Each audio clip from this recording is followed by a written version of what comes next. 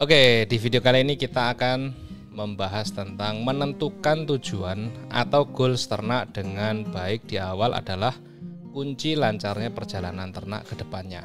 Nah, maksudnya gimana Mas tujuan itu kan gitu ya, tujuan ternak. Oke, baik, tonton sampai selesai biar paham. Oke. Kita lanjut. Tujuan ternak yang pertama adalah mau jadi peternak saja atau mau bisnis di peternakan.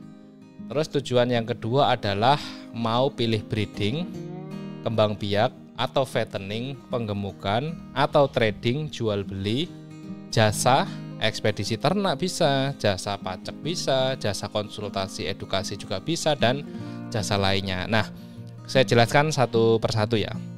Tujuan ternak saja atau bisnis ternak. Nah, ini yang bagaimana gitu ya.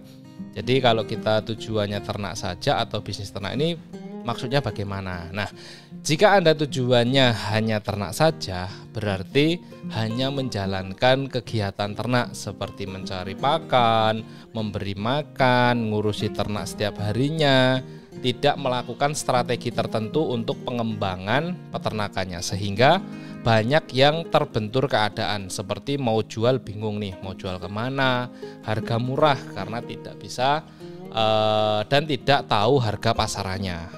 Terus populasi nambah dikit udah bingung tuh masalah pakan lah, tempat lah, dan lain sebagainya.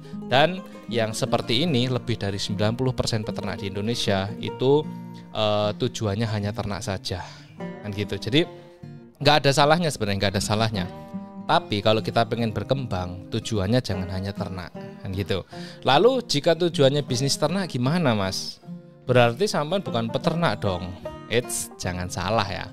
Justru jika kita tujuannya bisnis di peternakan, kita akan bisa memaksimalkan potensi yang ada. Misal pemberian pakan yang berkualitas sehingga memangkas waktu perawatan dengan hasil yang maksimal.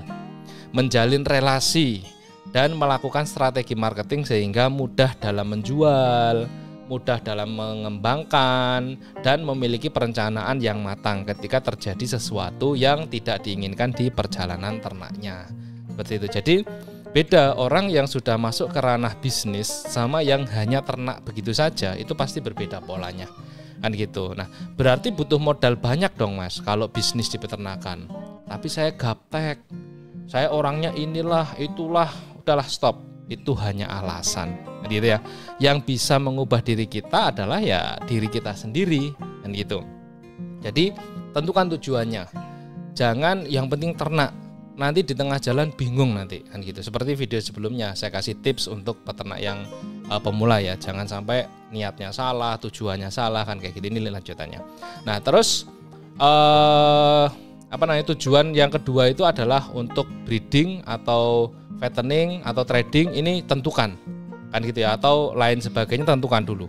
Pilih salah satunya. Kalau misal mau fattening, mainkan fattening dulu. Nggak usah semuanya dijalani kan gitu ya dengan bersamaan, karena itu akan bikin pola jadi berantakan kan gitu. Apalagi untuk pemula ya. Kalau mau breeding dulu.